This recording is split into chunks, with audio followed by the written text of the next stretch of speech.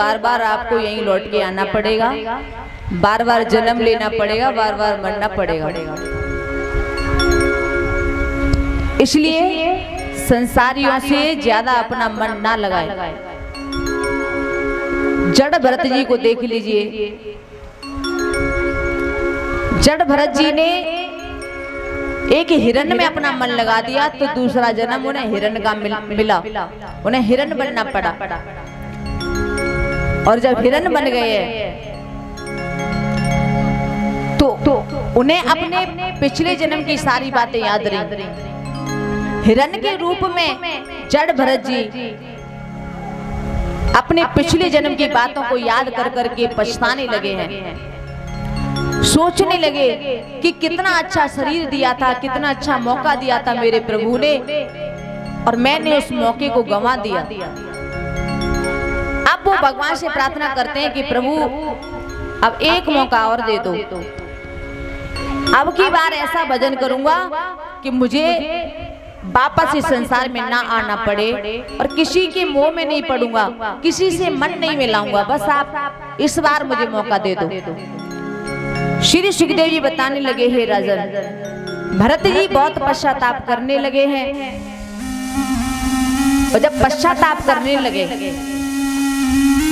तो सभी हिरण हरी हरी घास खाते हैं, लेकिन भरत जी सूखी घास खाते हैं कि कहीं मेरा शरीर हष्ट-पुष्ट ना हो जाए।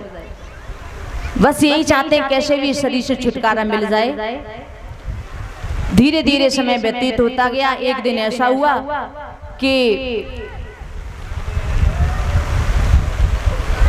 भरत जी अकेले बैठे बैठे अपने पिछले जन्म के बारे में सोच रहे थे, तो उसी समय उस वन में आग लग जाती है। इतनी भयानक आग लगी कि सभी हिरण भाग गए हैं, सभी जितने भी जीव थे वन में सब भाग गए हैं, लेकिन भरत जी वहीं बैठे रहे। तो उसी आग में जल करके भरत जी का वहां पे प्राणांत हो जाता है, जो हिरण के रूप में थे। जब उनका प्राणांत हो गया, हिरण की देह को त्याग दिया है, फिर उन्हें मेरे प्रभु ने एक सुंदर अवसर दिया। तो मेरे भैया जीवन का सदुपयोग करें। इसका मतलब ये नहीं है कि मैं आपसे ये कह रही हूँ कि आप अपनी दुकान पे ना जाएं, आप अपनी ऑफिस ना जाएं, आप अपने कामकाज ना देखें, ये सब आप कीजिए। लेकिन जैसे आपका कारोबार जरूरी है, ऑफिस जाना जरूरी है, दुकान चलाना जरूरी है, भोजन करना जरूरी है, खेलना जरूरी है, टीवी देखना जरूरी है, इन सबको हमने जरूरी माना है, उतना ही अपने जीवन में गोविंद का कीर्तन भी जरूरी मानो।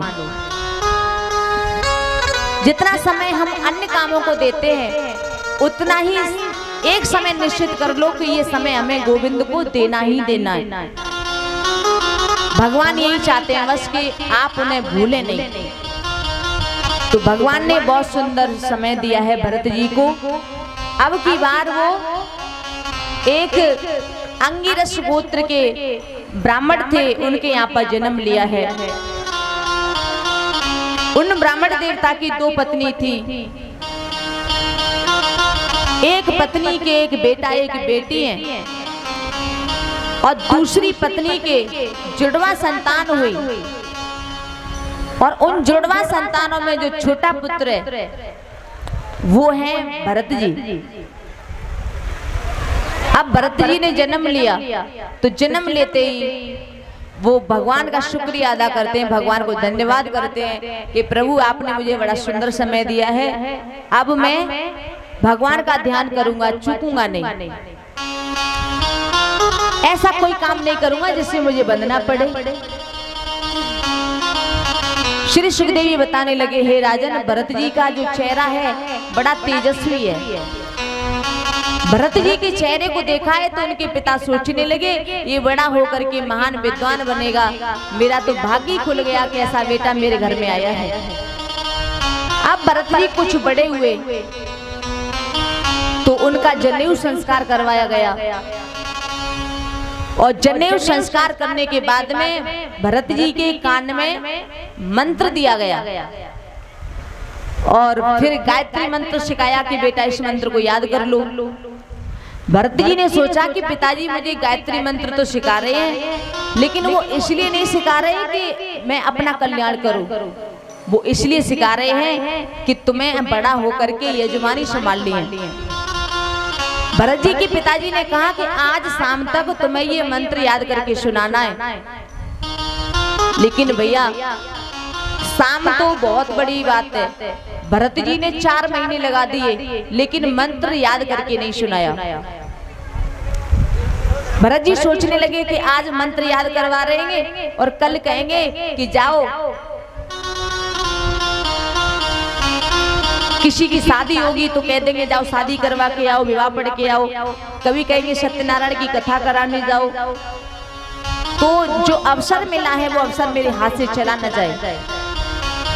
तो भरत जी 4 महीने तक मंत्र याद नहीं कर पाए हैं। अब भरत जी के पिता सोचने लगे कि मैंने तो सोचा कि ये बहुत बड़ा विद्वान बनेगा, लेकिन ये तो मूर्ख है, जड़ है। तो देखो भैया वैसे तो उनका नाम था भरत जी, और जब कुछ बोलते नहीं है, गूंगे बहरे की तरह घूमते रहते हैं, तो लोग उन्हें जड़ भरत कहकर के पुकारने लगे।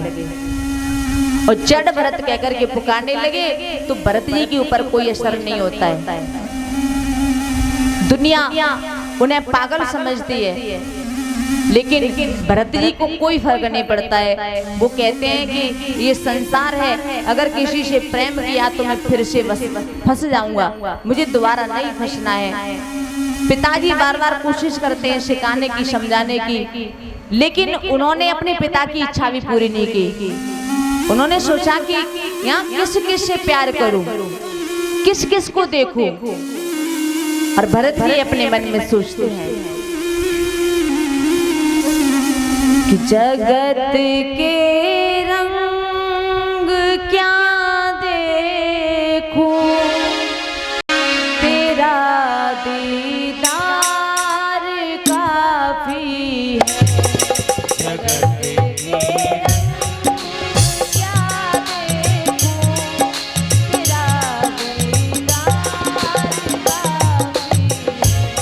है। जगत के रंग क्या देखूं, तेरा दीदार काफी है। जगत के रंग क्या देखूं, तेरा दीदार काफी है। जगत के रंग क्या देखूं, तेरा दीदार काफी है। तेरा दीदार काफी है। करूं मैं प्यार किस किस से, करूं मैं प्यार किस किस से, तेरा बस प्यार काफी है। जगत के रंग क्या देखूं, तेरा दीदार काफी है।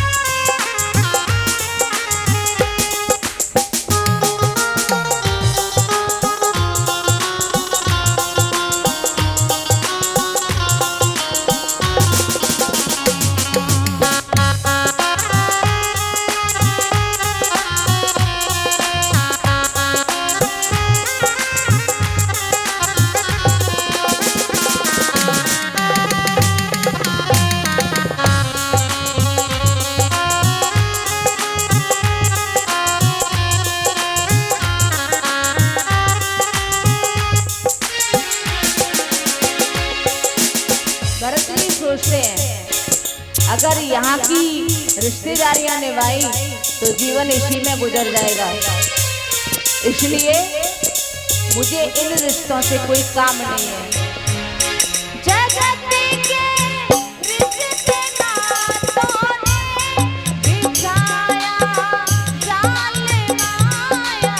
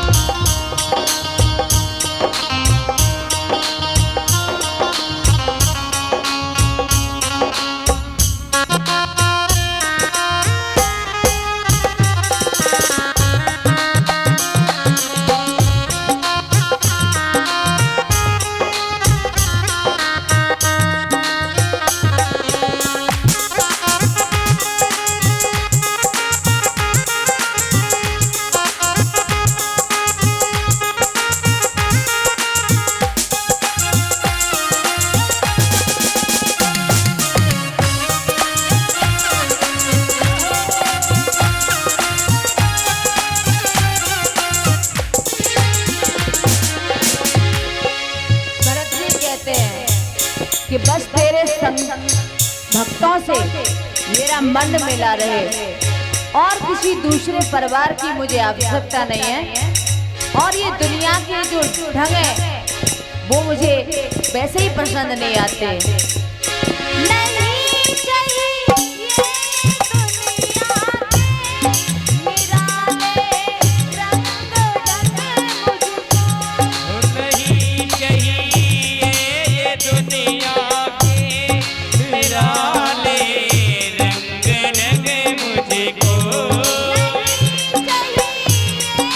दुनिया के निराले रंग ढंग मुझको।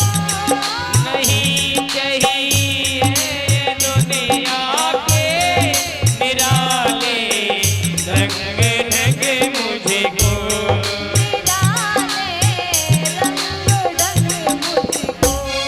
निराले रंग ढंग मुझको। चला जाऊं मैं वृंदावन, चला जाऊं मैं वृंदावन। चला जाऊं मैं वृंदावन, चला जाऊं मैं वृंदावन। वही दरबार वही दरबार काफी है। जगत के रंग क्या देखूं, जगत के रंग क्या देखूं। तेरा तेरा दीदार काफी है। करूं मैं प्यार किस किस से, करूं मैं प्यार किस किस से। तेरा बस जगत के रंग क्या देखूं। तेरा दीदार काफी है। तेरा दीदार काफी है। तेरा दीदार काफी है। तेरा दीदार काफी है। तेरा दीदार काफी है। हैं ये घर, ये धन, ये नर्तन एक दिन ऐसे ही चला जाएगा। ये झूठा सपना है और मैं इसे अपनाना नहीं चाहता हूँ, क्योंकि जब मृत्यु का समय आता है तो कोई साथ देने वाला नहीं होता। ये सब कुछ निराधार है। मेरा तो बस एक राम है, सदा ही राम धुन में मस्त रहते हैं। भरत जी के पिताजी मंत्र रटाते रटाते थक गए और एक दिन ऐसा आया कि भरत जी के पिताजी का देहांत हो गया। और जब भरत जी के पिता का देहांत हो गया, लेकिन भरत जी के ऊपर कोई असर नहीं है। लेकिन अब घर में सौतेले भाइयों का राज्य हो गया। अब वो भरत जी के साथ अच्छा व्यवहार नहीं करते हैं, भोजन भी नहीं देते हैं। सुबह सुबह जो रात में बचा हुआ होता है वो सामने फेंक करके देते हैं। रात का बासा खाना दे देते हैं भरत जी को खाने के लिए, लेकिन भरत जी कुछ नहीं कहते। वो बासा जो भी खाना जैसा भी होता है उल्टा सीधा वो खा लेते हैं। भरत जी के भाई हैं, वो अच्छी अच्छी सामग्री खाते हैं, फिर भी दुबले पतले होते जा रहे हैं। और भरत जी रूखा सूखा खाते हैं, फिर भी हष्ट पुष्ट होते जा रहे हैं। क्यों? कि तुलसी विरवा बाग की सींचत ही मुरझाए, राम भरोसे जो रहे तो पर्वत पे हरियाए। मेरे भैया, परमात्मा का आश्रय सभी विघ्नों को दूर कर देता है। एक दिन जड़ व्रत के भाइयों ने जड़ भरत को घर से निकाल दिया। ये कुछ काम धाम करता नहीं है, तुझे फ्री में कौन खिलाए, भगा दिया घर से। भरत जी चुपचाप घर से निकल के चले गए, कुछ भी नहीं कहा।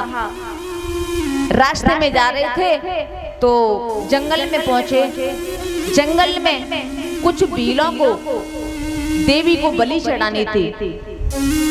तो उन भीलों ने भरत जी को पकड़ लिया और देवी माँ के सामने ले जा करके बलि चढ़ाना चाहिए।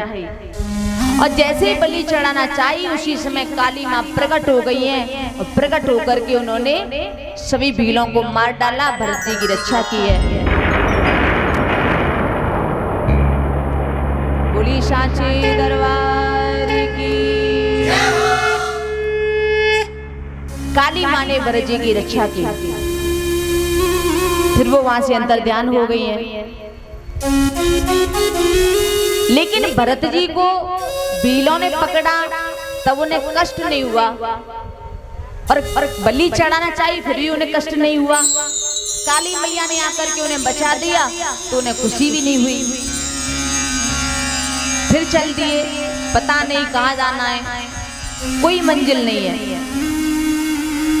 कि चाह गई चिंता मिटी मनवा बेपरवाह, जिसको कुछ ना चाहिए सोई शहंशाह। भरत जी को कोई परवाह नहीं है, चलते चले जा रहे हैं, चलते चले जा रहे हैं। चलते चलते एक जगह पहुंचे तो एक दिन मार्ग में एक राजा था रहुगढ़। तो राजा रहुगढ़ से उनकी मुलाकात होती है।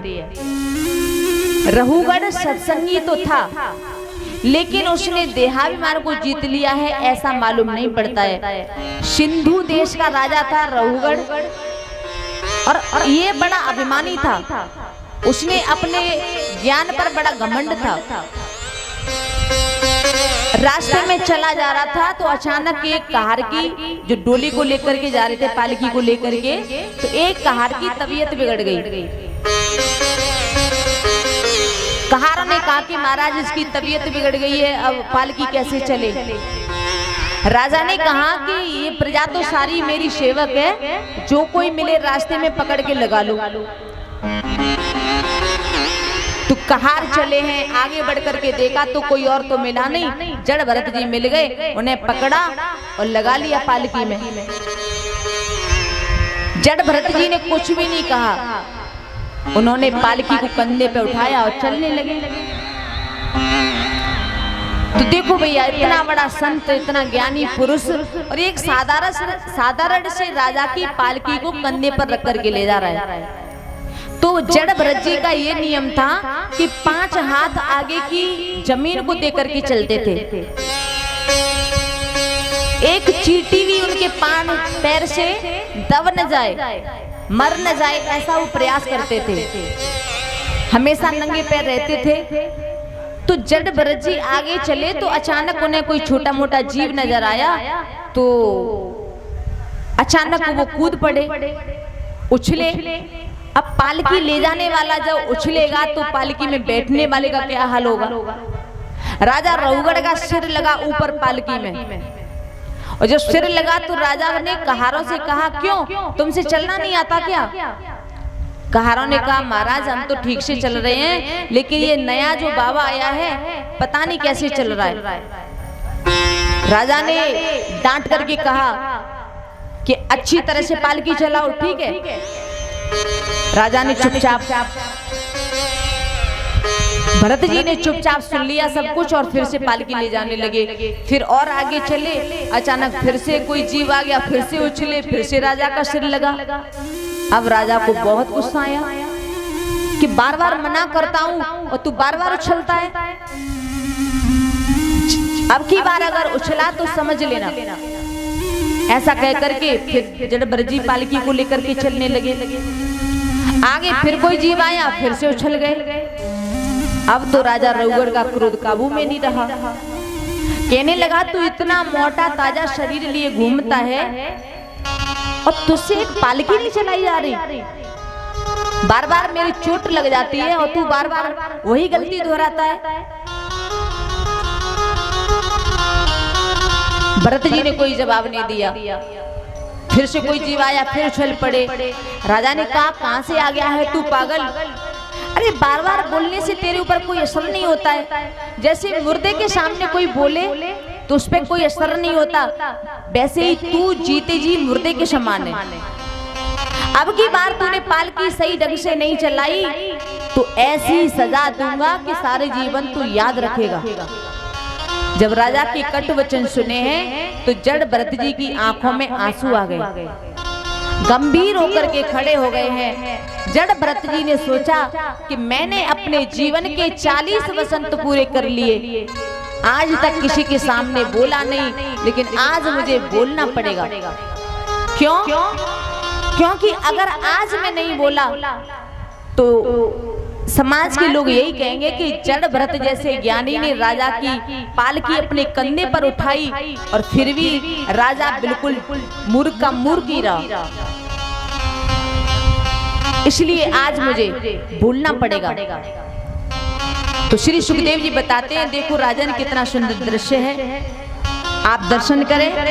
कंधे पर पालकी रखे हुए हैं। तुम्हारी बात मेरी समझ में नहीं आई भाई, ये बताओ पालकी चलाने का परिश्रम उसे होगा जो पालकी चलाता है, और जो चलाता ही नहीं तो उसे परिश्रम क्यों होगा? जमीन पर चलने का श्रम उसे होगा जो जमीन पर चलता है, और जो जमीन पर चलता ही नहीं तो उसे श्रम क्यों होगा? दूसरी बात तुमने कही कि बड़ा मोटा ताजा शरीर लिए घूमता है, तेरे से पालकी नहीं चलती, तो ये भी तुमने गलत कहा है। क्यों? स्थौल्यम काण्यम व्यादय आधियश श्रोत्र भयम कलिरेच्छा जराच निद्रा रतिमन्युरहे मद सूचो देहे न जातस्य हि में न संते। राजन, ये मोटा होना, ये पतला होना, लंबा होना, ये तो शरीर का धर्म है। तुम कैसे कह सकते हो कि मोटा होना, पतला होना? तीसरी बात तुमने कही कि तुम तो जीवित ही मुर्दे के समान हो। अरे जीवन में जीना मरना ये सब समान है। जन्म लेना, मर जाना, भूख लगना, प्यास लगना, निंद्रा तंद्रा का होना, भय गिलानी का होना, ये सब मन प्राण बुद्धि का धर्म है। और राजन, मैं प्राण नहीं हूँ, मैं शरीर नहीं हूँ, मैं बुद्धि नहीं हूँ। अरे मैं शरीर कैसे हो सकता हूँ? मैं हूँ चिन्मयी आत्मा, जो आत्मा ना कभी जन्म लेती है ना कभी मरती है। और तुमने कहा कि तेरा अभी इलाज करूंगा, तो तुम मेरा क्या इलाज करोगे? राजन, एक बात बताओ, गेहूं को पीसते पीसते हम मैदा बना देते हैं, लेकिन तुम मैदा को पीस करके क्या बनाओगे? गुलाब के फूलों से रस निकाल करके और फिर हम उससे इत्र बनाते हैं। अब तुम इत्र में से और क्या निकालोगे? तुम क्या इलाज करोगे मेरा? अरे राजन, ये जो पालकी है ना, ये पृथ्वी का एक टुकड़ा है, और पालकी में बैठा है तू राजा, तू पृथ्वी का दूसरा टुकड़ा है। और ये जो नीचे चल रहा है ना, जड़ भरत नाम का, ये पृथ्वी का तीसरा टुकड़ा है। पृथ्वी के एक टुकड़े पर दूसरा टुकड़ा रख दो, दूसरे टुकड़े पे तीसरा टुकड़ा रख दो, तो बताओ कि परिश्रम किसको होगा? जड़ भरत की बातें सुनी तो राजा रघुगढ़ बोले कि प्रभु इस पालकी को आप थोड़ा नीचे उतारिए। पालकी को नीचे उतारा, राजा रघुगढ़ उससे निकला और जड़ भरत जी के चरणों में गिर पड़ा। कष्टम निगूढ़ रस्य द्विजाना विवर्ष सूत्रम कतमो अवधूतः कस्यासि कुत्रत इहापि कस्मा क्षेमाय नश्ये दशिनोत शुक्लः। राजा रघुगढ़ हाथ जोड़ करके खड़ा हो गया है, भगवान आपका परिचय क्या है? मुझसे अनजाने में बड़ा अपराध हो गया, मुझसे बहुत बड़ी गलती हो गई, मैं आपको समझ नहीं पाया। मैं तो आपको पालकी ढोने वाला समझ रहा था, लेकिन पालकी ढोने वाला व्यक्ति इतना बड़ा ज्ञानी नहीं हो सकता। आपके जनेऊ सूत्र को मैंने देख लिया, जनेऊ सूत्र आपने पहना है, आप लगता है कोई ब्राह्मण है। कहीं आप व्यासी तो नहीं है, कहीं आप पाराशर तो नहीं है, कहीं वशिष्ठ जी तो नहीं है, या फिर कपिल मुनि है। आप कौन है? कहीं भगवान कपिल तो नहीं आ गए मेरे अज्ञान को दूर करने? तभी जड़ भरत जी कहने लगे, ये तुम्हारी दूसरी गलती है कि तुम मुझसे पूछ रहे हो कि मैं कौन हूं। राजन, जो तुम हो वो मैं हूं, और जो मैं हूं वो तुम हो। आप सूर्य के नीचे हजारों घड़ों में जल भर करके रख दो, और फिर आप प्रत्येक घड़े पर नजर डाल करके देखना, तो हर घड़े में अलग अलग सूर्य नजर आएंगे। लेकिन अलग अलग घड़ों में सूर्य नजर आने से हजार सूर्य तो नहीं हो जाएंगे, सूर्य तो एक ही है। तो ऐसे ही ये आत्मा परमात्मा का एक प्रतिबिंब है, जो मेरे अंदर भी है, तुम्हारे अंदर भी है। आत्मिक दृष्टि से देखें, ज्ञान की दृष्टि से देखें, तो जो मैं हूं वो तुम हो, और जो तुम हो वो मैं हूं। फिर तुम्हें क्या परिचय दूं कि मैं कौन हूं? रघुगढ़ बोला, महाराज मुझे सरल भाषा में समझाइए, मेरी कुछ समझ में नहीं आ रहा है। आप ये बताइए कि शरीर का संबंध किससे है? भरत जी बोले, राजन शरीर का संबंध है इंद्रियों से, इंद्रियों का संबंध है बुद्धि से, और बुद्धि का संबंध है आत्मा से। और सुनो राजन, जब हम चूल्हे पे बर्तन रखते हैं तो बर्तन में पानी डालते हैं, फिर उसमें चावल डालते हैं, तो आग का संबंध होता है बर्तन से, बर्तन का संबंध होता है पानी से, और पानी का संबंध होता है चावल से। आग लगी, बर्तन गर्म हुआ, बर्तन गर्म हुआ तो पानी गर्म हुआ, पानी गर्म हुआ तो जो चावल पड़े थे वो भात बन गया। इतना सुना तो रघुगढ़ कहने लगा, महाराज एक बात बताइए, जब शरीर का संबंध है इंद्रियों से, इंद्रियों का संबंध है बुद्धि से, और बुद्धि का संबंध है आत्मा से, तो जो श्रम आपने बताया वो आत्मा क्यों नहीं भोगेंगे? जड़ भरत जी ने कहा कि राजन, माना मैंने चूल्हे पे बर्तन रख दिया, बर्तन में पानी डाल दिया, लेकिन पानी में चावल की जगह पत्थर डाल दिए, तो उसका भात बनेगा क्या? ऐसे ही हमारी जो आत्मा है ये कभी परिवर्तन नहीं करती हैं, कभी ये परिवर्तित नहीं होती हैं, रूप नहीं बदलती हैं, अपरिवर्तनीय है।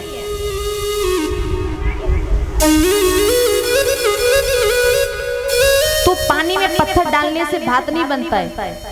ऐसे ही हमारा जो शरीर के ऊपर जो असर पड़ता है वो आत्मा से उसका कोई संबंध नहीं होता है।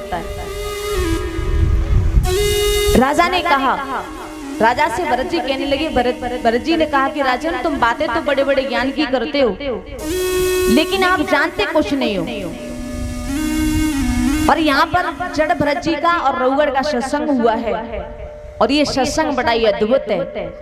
श्री सुखदेव जी बताने लगे, हे राजन ये बड़ी विशेषता है कि एक अभिमानी राजा को जड़ भरत जी उपदेश कर रहे हैं, और जड़ भरत जी ने रघुगढ़ से कहा कि राजन आत्मानुभूत कैसे हो? भरत जी बताते हैं, रघुगढ़े तत्पसानयातिन चेजया निर्बड़ा दिग्रहाद्वा नच्छान्दसाने वजलाग्नि सूर्य विना महत्पाद जो विषेकम। भरत जी ने कहा कि राजन आत्मा का ज्ञान कभी तपस्या से नहीं होता, घर छोड़ करके वन में जाने से भी नहीं होता, कई कई ग्रंथों के अध्ययन से भी नहीं होता, क्योंकि आत्मा का जो स्वरूप है वो बताने का विषय नहीं है। आत्मा का जो स्वरूप है वो सुनने की चीज नहीं है। आत्मा का जो रंग है वो आंखों से देखने की चीज नहीं है, आत्मा केवल चिंतन का विषय है। जब तक महापुरुषों की चरणों की धूल को आप अपने मस्तक पे नहीं लगाओगे, महापुरुषों का सत्संग नहीं करोगे, तब तक आपको आत्मा का बोध नहीं हो सकता। और जड़ भरत जी ने कहा है कि सुनो राजा सत्संग की यारी, सही होगी सत्संग से बुद्धि तुम्हारी। सुनो राजा सत्संग की मेहमान यारी, सही होगी सत्संग से बुद्धि तुम्हारी। सही होगी सत्संग से बुद्धि तुम्हारी।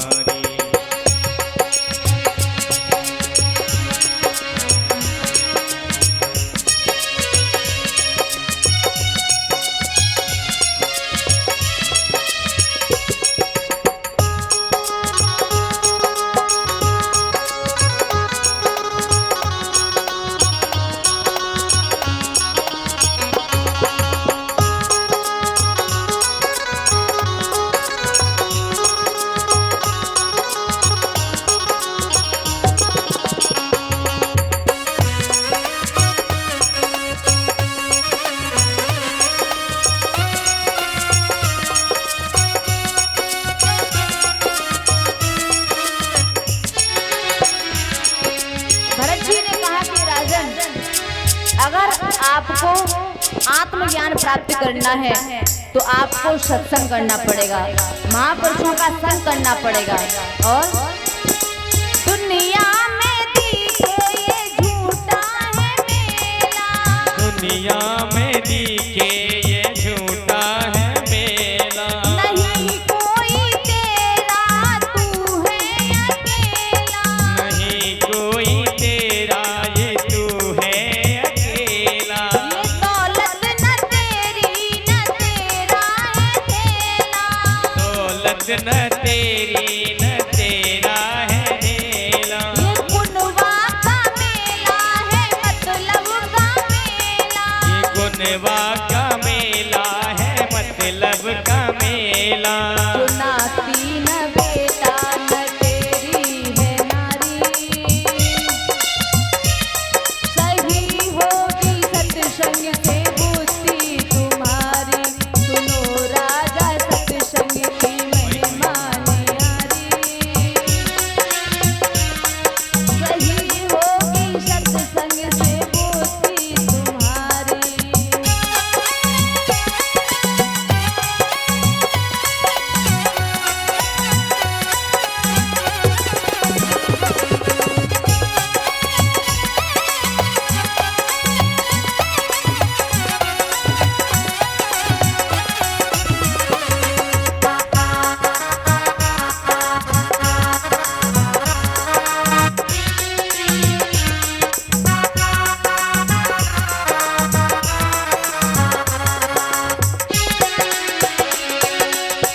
ये दुनिया में जो दिखाई दे रहा है ये सब झूठा मेला है, यहाँ तेरा कोई नहीं, तू अकेला है।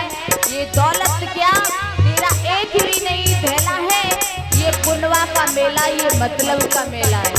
इसलिए संतों के संग में तू दिन को बिता ले, संतों के संग में तू दिन को बिता ले। ये पाप तूने तू उनको मिटा ले, ये पाप तूने तू उनको मिटा ले। रहा वक्त थोड़ा तू खुद को बचा ले, रहा वक्त थोड़ा तू खुद को बचा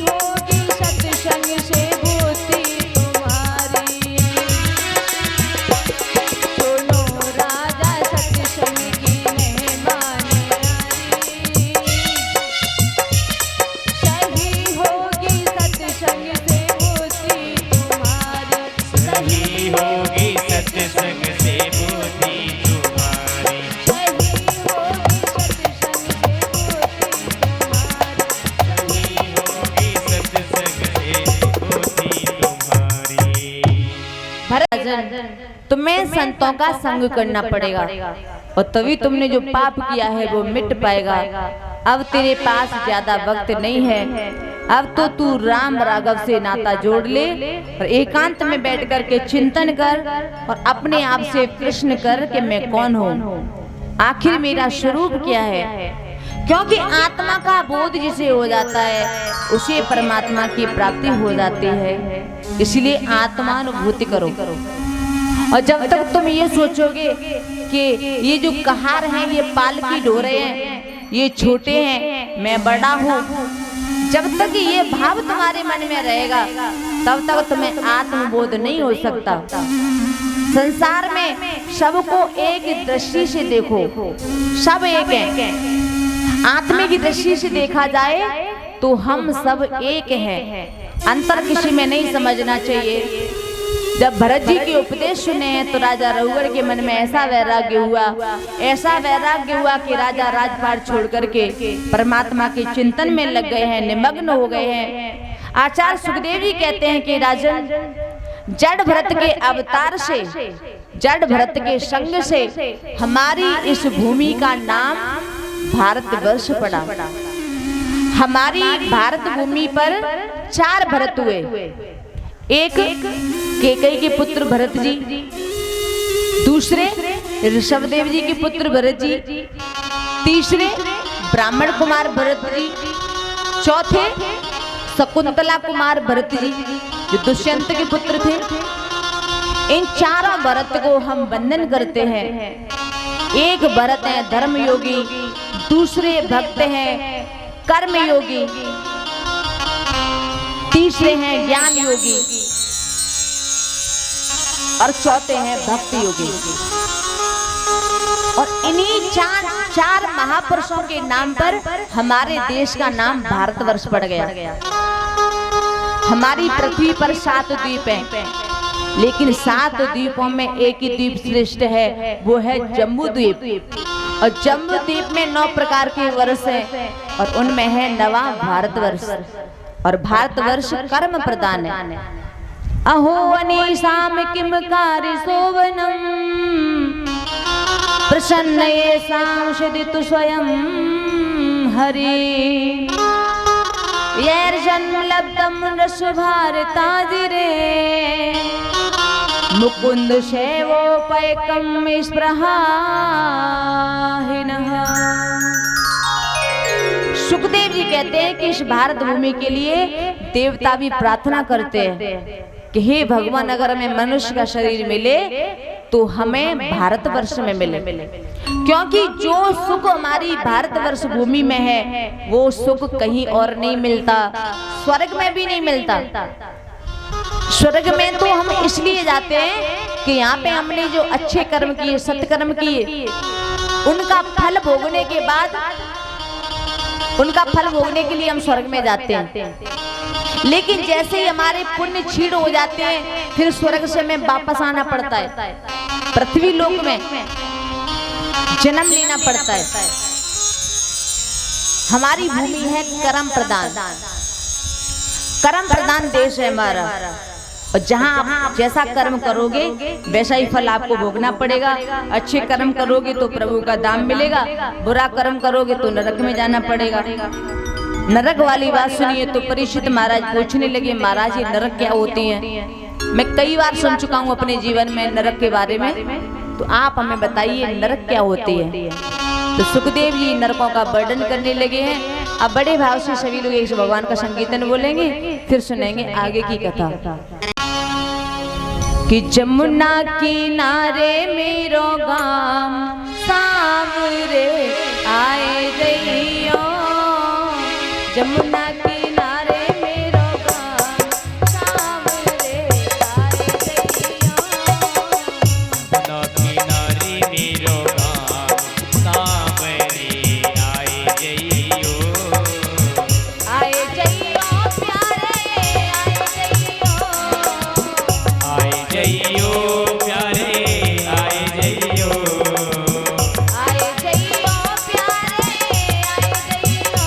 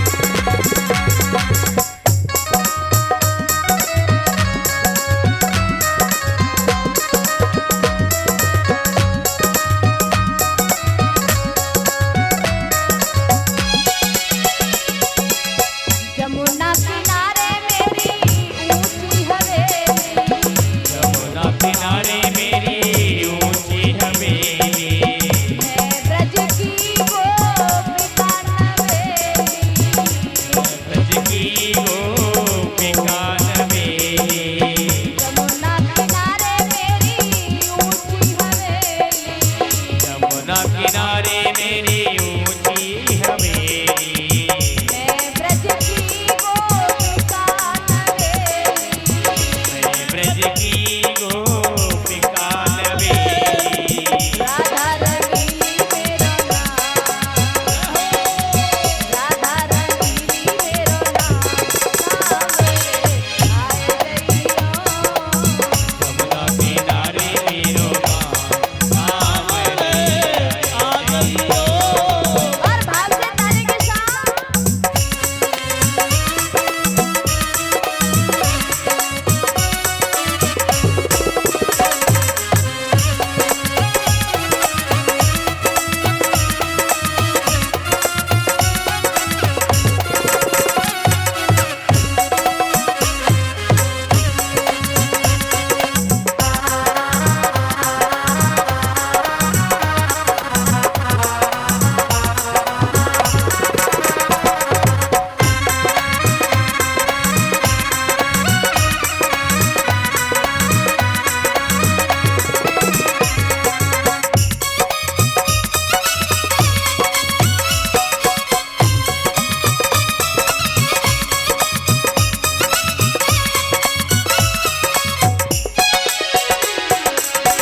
मैं बैठूंगी कदम की छैया, मैं बैठूंगी कदम की छैया।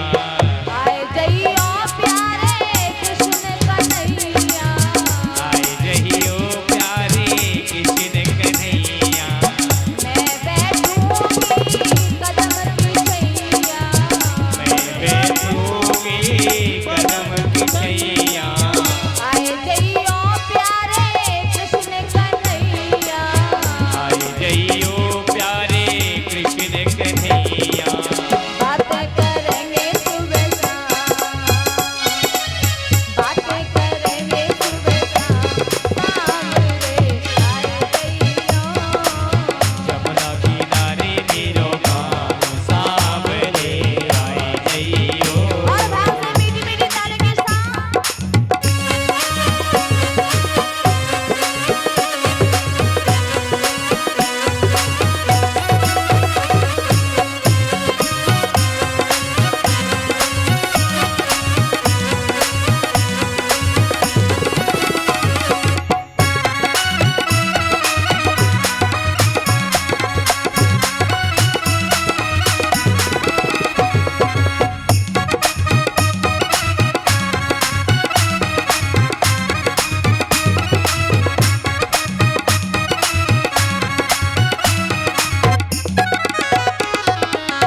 घिस घिस चंदन तिलक लगाऊं, किसी चंदन तिलक लगाऊं।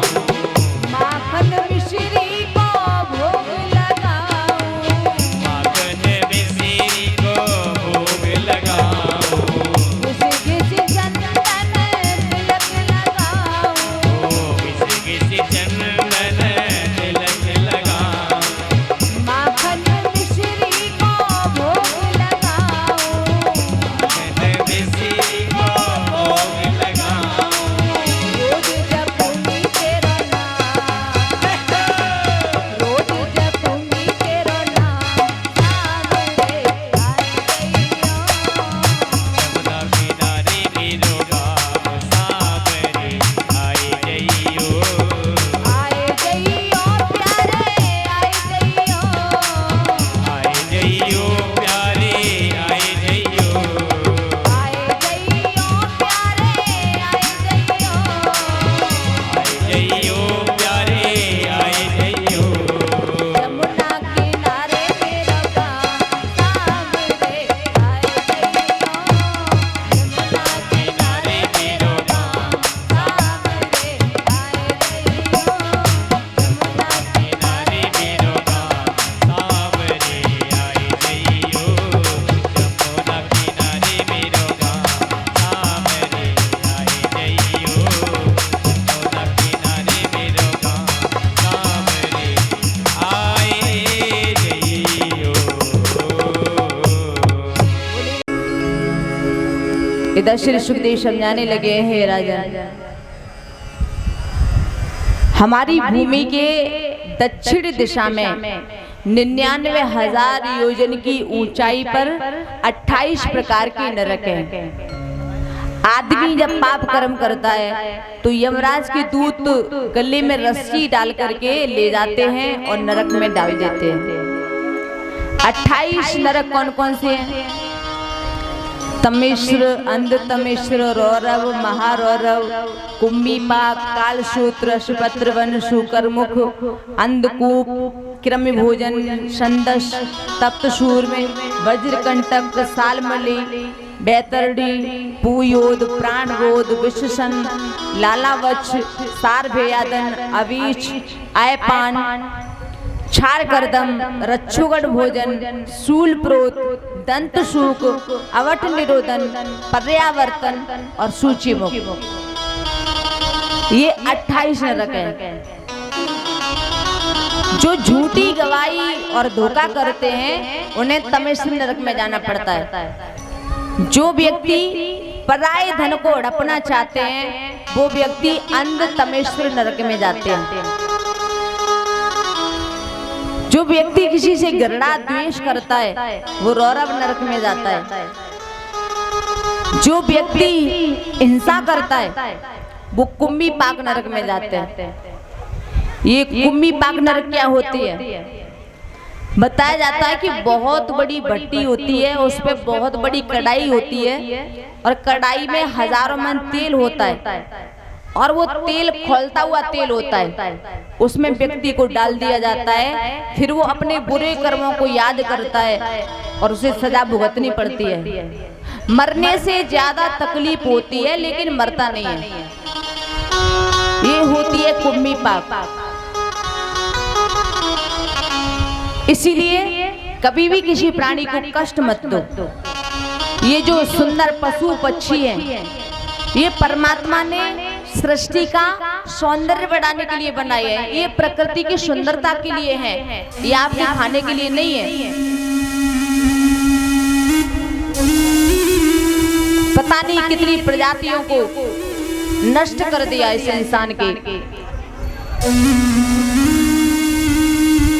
पशु पक्षियों को पका पका करके खा जाते हैं। देखो, मेरा भारत हमेशा से अहिंसा परमो धर्म देश रहा है और हमारे देश के लोग हिंसा पर उतारू हो गए हैं।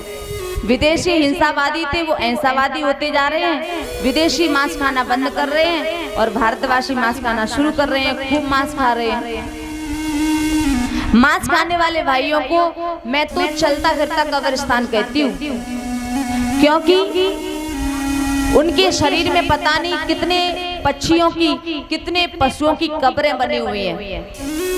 अरे भैया, मुर्दे को कब्रिस्तान में ही दफनाया जाता है तो पता नहीं कितने पशु पक्षी इंसान के शरीर में दफनाए जा रहे हैं। जब हमारा शरीर कब्रिस्तान बन गया तो भैया परमात्मा तो हमसे दूर होगा ही। मांस खाओगे तो मांस खाने से भूत ही मिलेगा, आपको परमात्मा मिलने वाला नहीं है।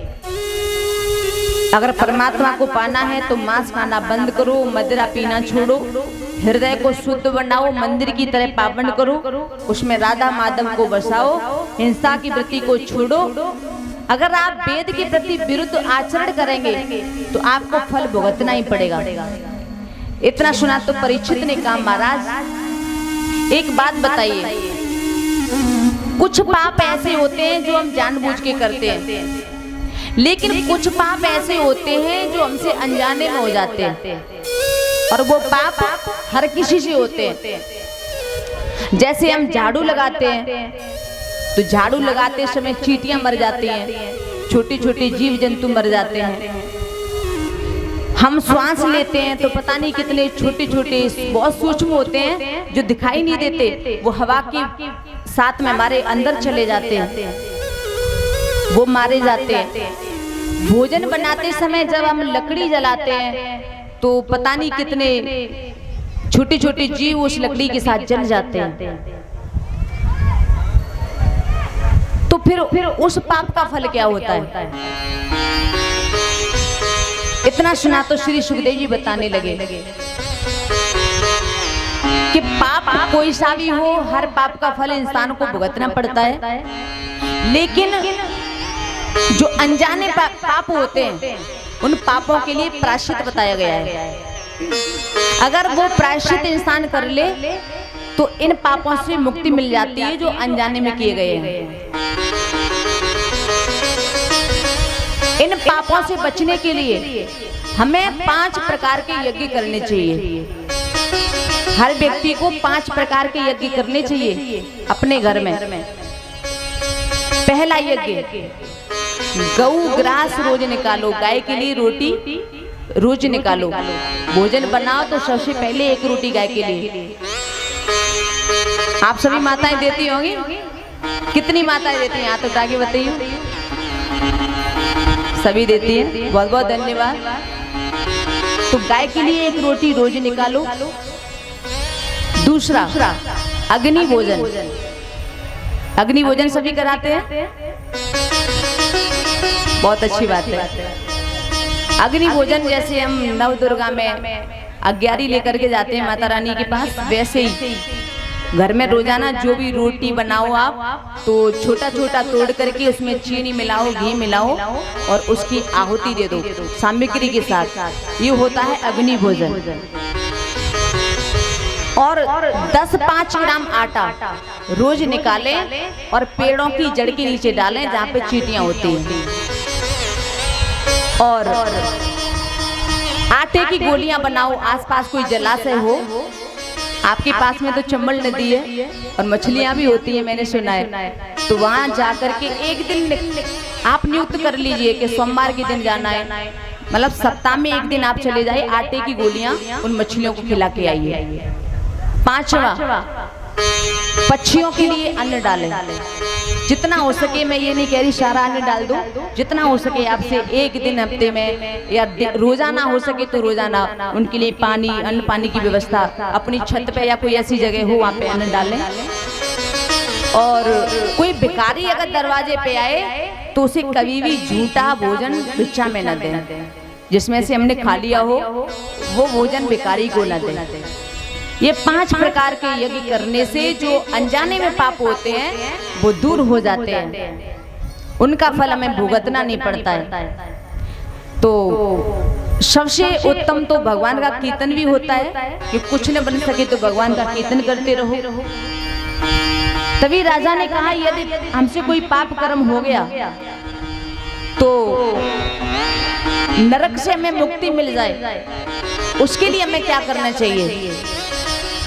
तो श्री सुखदेव जी बताते हैं कि राजन, कर्मड़ा कर्म निर्हारो नहयांतिक इष्यते अविद्युदधिकारित्वात् प्रायश्चित्तम विमर्शनम। सुखदेव जी ने कहा कि राजन, नरक से मुक्ति पाने के लिए हमको प्रायश्चित करना चाहिए। कोई व्यक्ति तपस्या करके प्रायश्चित करता है, कोई व्यक्ति ब्रह्मचर्य पालन करके प्रायश्चित करता है, कोई व्यक्ति यम नियम आसन के द्वारा प्रायश्चित करता है।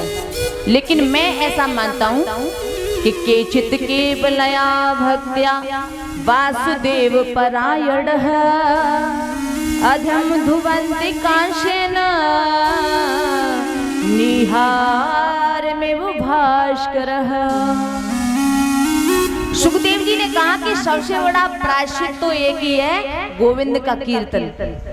आप गोविंद का कीर्तन करो, जितना हो सके उतना प्रयास करो कि जीवन में परमात्मा से कुछ मांगना नहीं पड़े। और वैसे मांगना तो किसी से भी नहीं चाहिए, क्योंकि मांगने से हमारा आत्मबल कमजोर होता है। आप परमात्मा से प्रार्थना करें कि मैं सभी को देता रहूं, ऐसा बनाओ, किसी से कुछ मांगना न पड़े। और अगर मांगना हो तो संसारियों से कभी मत मांगना। मांगना तो गोविंद के आगे अपने झोली को फैला देना। शक्रन मना कृष्ण पदारविंद योर्वेशितम तद गुणाराग्यैर्यः न तेयमुपाश्रितस् तद भवान स्वप्ने अपि पश्यन्ति हे चीर्ण निष्कृता। सुखदेव जी कहते हैं कि मैं ऐसा मानता हूँ, एक बार भी जिसने अपने मन को कृष्ण के चरणों में लगा दिया तो वो सपने में भी यमपुरी को नहीं देखता। एक बार मन कैसे भी लग जाए। गोविंद कहते हैं एक बार कोई मुझे याद तो कर ले, मैं उसे नरक में नहीं जाने दूंगा। श्री सुखदेव जी कहते हैं, हे राजन, एक ब्राह्मण देवता थे, उनका नाम था अजामिल। बड़े तेजस्वी थे, बड़े मनस्वी थे, शास्त्रों का उन्हें ज्ञान था, लेकिन समय का कुछ पता नहीं होता है। एक समय ऐसा आया कि उनका मन बिगड़ गया, और हमारे मन में काम प्रवेश करने के दो मार्ग होते हैं, एक आंख है, दूसरे कान। आंखों से आप गंदे दृश्य देखोगे तो आंखों से काम हमारे अंदर प्रवेश कर जाएगा। कानों से गंदी गंदी गाने सुनोगे या बातें सुनोगे तो कानों के द्वारा काम हमारे मन में प्रवेश कर जाएगा। आंखों पर और कानों पर जिसने काबू पा लिया तो वो ग्रस्त जीवन में रह करके भी संत के समान है, और इन दोनों पर जिसने काबू नहीं पा पाया वो कैसा भी वेश धर ले संत नहीं हो सकता। इन दोनों पर जिसने काबू पा लिया समझ लो वही संत है। तो अजामिल में सभी गुण विद्यमान है, लेकिन एक दिन उसका मन बिगड़ गया। नित्य क्रम से लौट करके आ रहा था, घर पे लौट करके रास्ते में उसने एक वेश्या को देखा, और वेश्या को देख करके उसका मन उस वेश्या में लग गया। वेश्या के पास पहुंचा, जाकर के कहने लगा कि आप ऐसा करो, हमारे साथ चलो, हमारे घर पे रहो, तुम्हें इधर उधर जाने की जरूरत नहीं है, मेरे पास बहुत संपत्ति है। वेश्या ने कहा, मुझे तो संपत्ति ही चाहिए, चलो।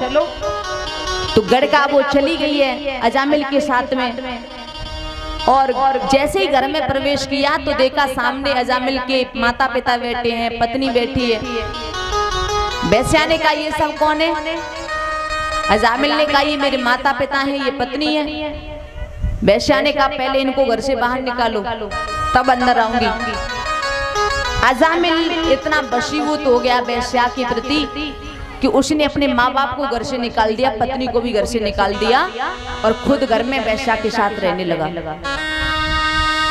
जब उस गड़का के साथ रहने लगा तो सुबह उठ करके वही भजन पूजा जो आदत थी वो करने लगा।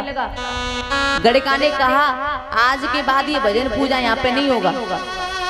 क्यों?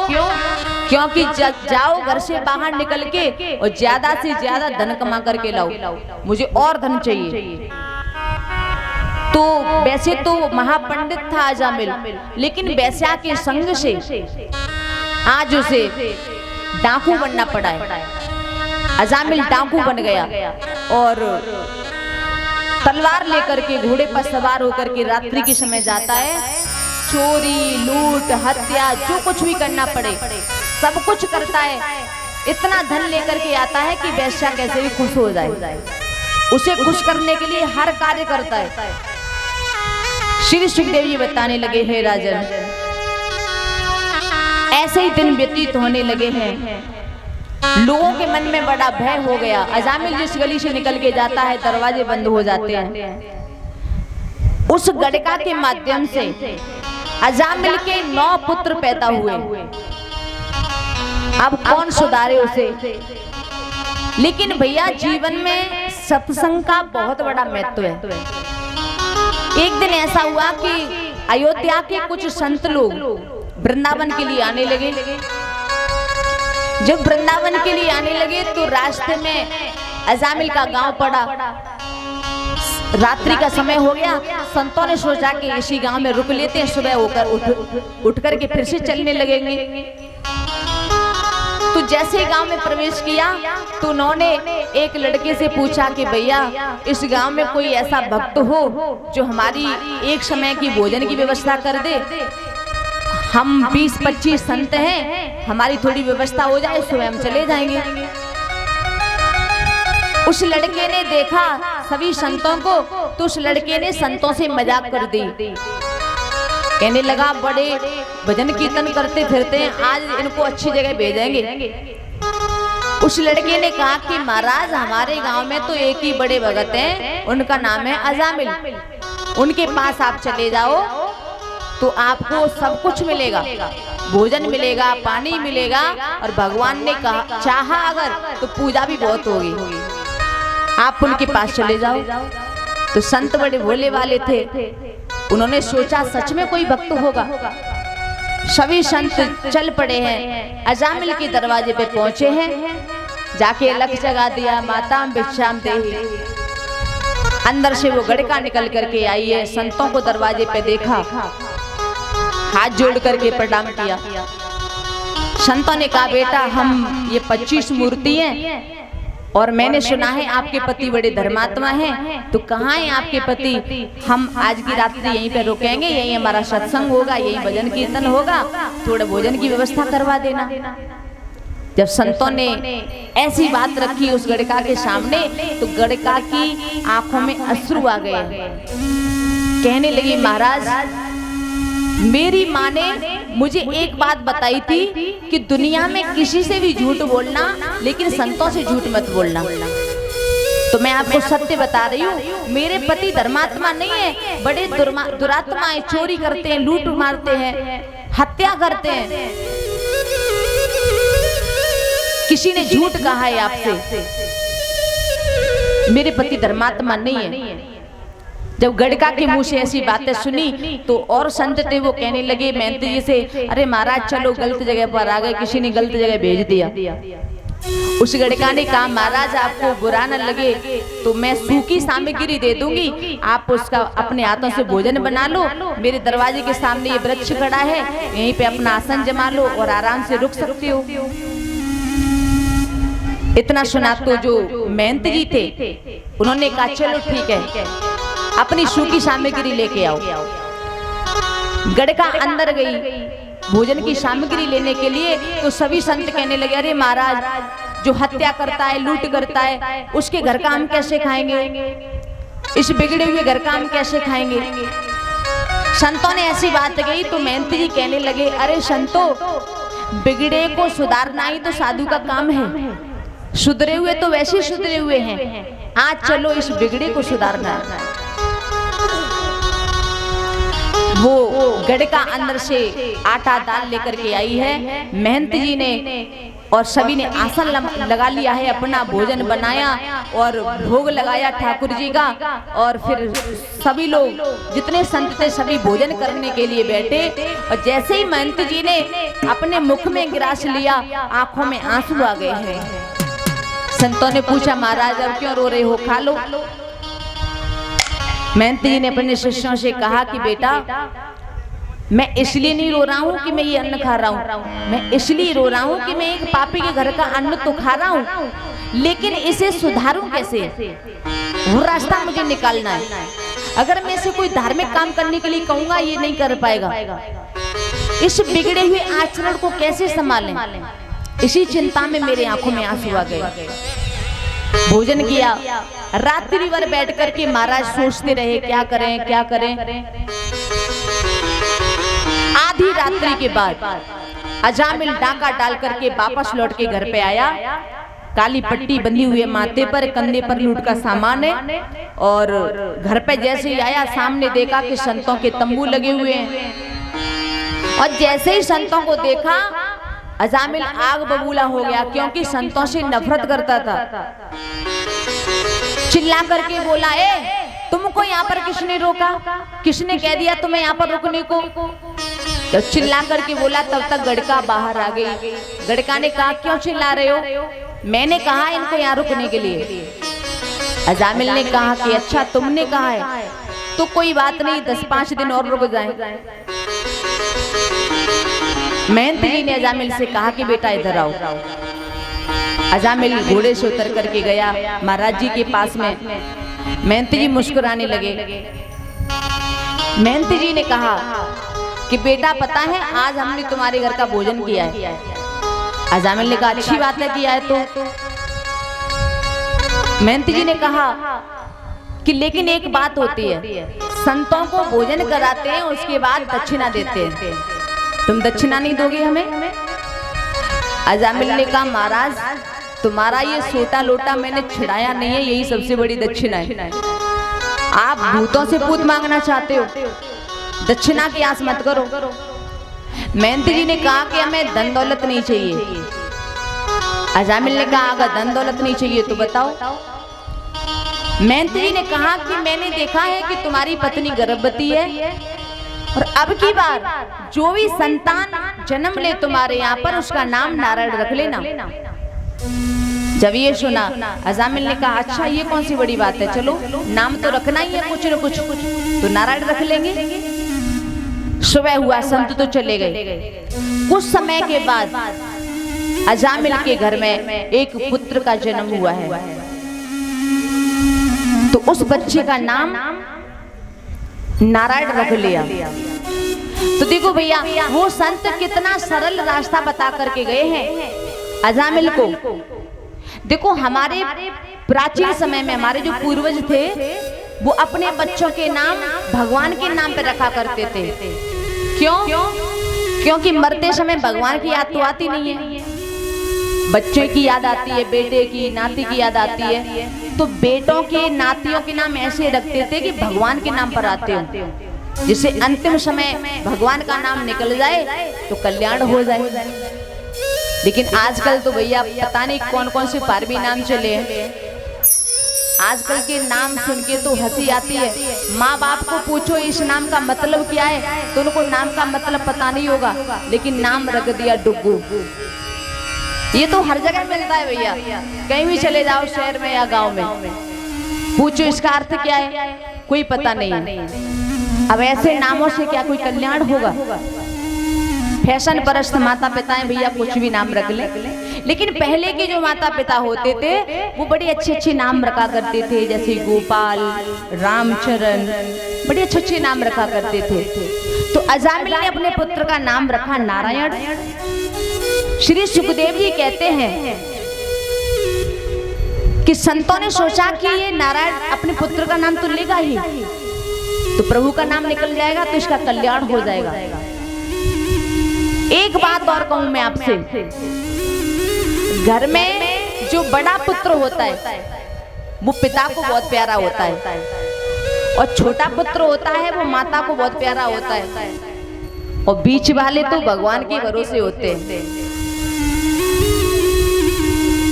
आप कहीं पर भी देखिए, ज्यादातर संत लोग आपके आते हैं तो आप संतों से पूछना कि महाराज जी आप कौन से नंबर के हैं, तो ज्यादातर बीच वाले निकलेंगे। इन पर प्रभु की विशेष कृपा रहती है। तो नारायण के साथ इसका उल्टा है। नारायण सबसे छोटा है, इसकी माँ नहीं इसका पिता इससे बहुत प्यार करता है। वैसे छोटे पुत्र को माता प्यार करती है, लेकिन नारायण को उसका पिता अजामिल बहुत प्यार करता है। कहीं जाता है तो साथ लेकर के जाता है, हर समय नारायण नारायण की रटी लगाए रहता है। कहीं दिखाई नहीं देता है तो इधर उधर ढूंढता फिरता है, कहाँ है नारायण, कहाँ है नारायण। हमेशा नारायण का नाम मुंह पे रखा रहता है, 10 बार 20 बार पता नहीं कितनी बार नाम पुकार लेता है। और यहाँ पर तुलसी बाबा कहते हैं कि भाव को भावनक आलस हो, भाव को भावनक आलस हो, नाम जपत मंगल दस दिश हो, नाम जपत मंगल दस दिश हो, भाव को भाव अनथ आलस हो, भाव को भाव अनक आलस हो, नाम जपत मंगल दस दिश हो। नाम जपत मंगल दस दिश हो। परमात्मा के नाम को कैसे भी गाओ, भाव से गाओ, कुभाव से गाओ, प्रेम से गाओ या रोष में गाओ, लेकिन नाम अपना असर अवश्य दिखाएगा। अब धीरे धीरे अजामिल का समय, मृत्यु का समय नजदीक आने लगा। और भैया चाहे चोर हो या भक्त हो, एक दिन जाना तो सभी को है, परंतु इस सत्य को मानव भूल जाता है। बताया है कि कुछ पल